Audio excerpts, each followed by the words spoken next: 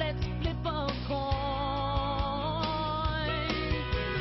Head Carolina, tails California. Okay, this is the Ask Andy show. I've been traveling nonstop for 16 plus years and gone to 90 countries. I think my camera's crooked here. I know a guy from Guatemala named Sal, and he's on the hobo travel community, and he asked a question on the thing. He's laughing. Hey Andy, I'm laughing out loud, LOL. Gringas in Vilcabamba, politically correct American females on steroids.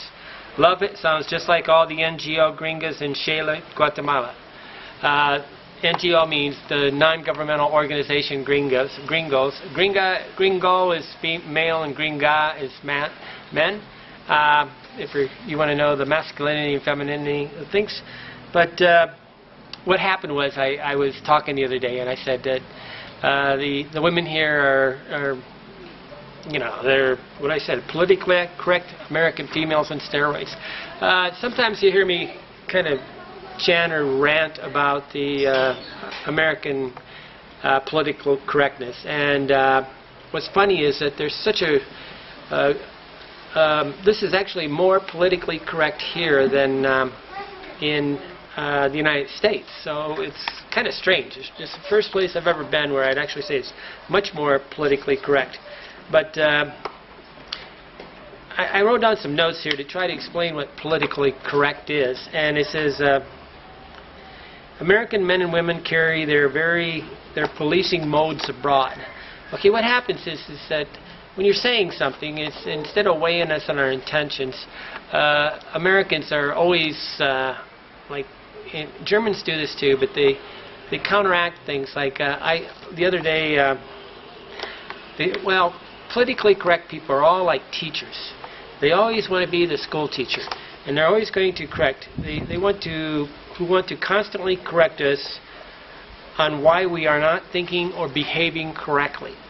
And that's not the goal of communication. The goal of communication is to understand each other. And if you understand that if I say all the girls in Vilcabamba are politically correct American females on steroids, obviously it's not all, right? You know my intention.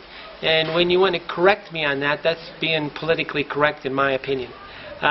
It's really annoying because they already know my intention and then they know what I meant, but they felt a desire to improve on my mentality, right? And this is just bad manners, okay? It's just very bad manners to not try to understand the gist of what people are saying and trying to pick at every word they say and correct them. And the correcting is if they're a school teacher, right? And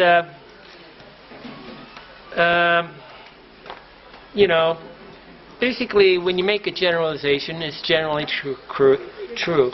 I always laugh when people try to disprove a generalization by choosing one thing that is not, one exception to a generalization. I said, but it's generally true. That's why it's a generalization. But, very, very intuitive, Sal here, you picked up on that, and I commend you because it's really the last thing I want on the planet is a politically correct female. And you'll never see me dating a American girl in Vilcabamba, Ecuador. Okay. In fact, I have a lot of problems with American girls altogether, and I guess I have trouble with the American cultures. A man here in Vilcabamba was correcting me the other day, and I just said, "Hey, come on, you know what I mean. Why do you persist in this dysfunctional thing of trying to say how to make it not function? A conversation that functions, they understand what we did, and they bend over to try to make sure that we're in agreeing. If you want to figure out how to disagree and be dysfunctional, you can pick apart the conversation and learn how to make enemies, right? But basically, I don't give a shit. I'm going to say what I say, and I don't care if you like the way I say it or not, because I'm not a perfect person, and nobody is. And this is the point, where nobody's perfect, and we should have a lot of tolerance for words thing. But when somebody comes across as preaching or moralizing or basically correcting me like they're my master, this is politically correctness that needs slapped in the face. Okay, that's what they need. They need slapped in the face. We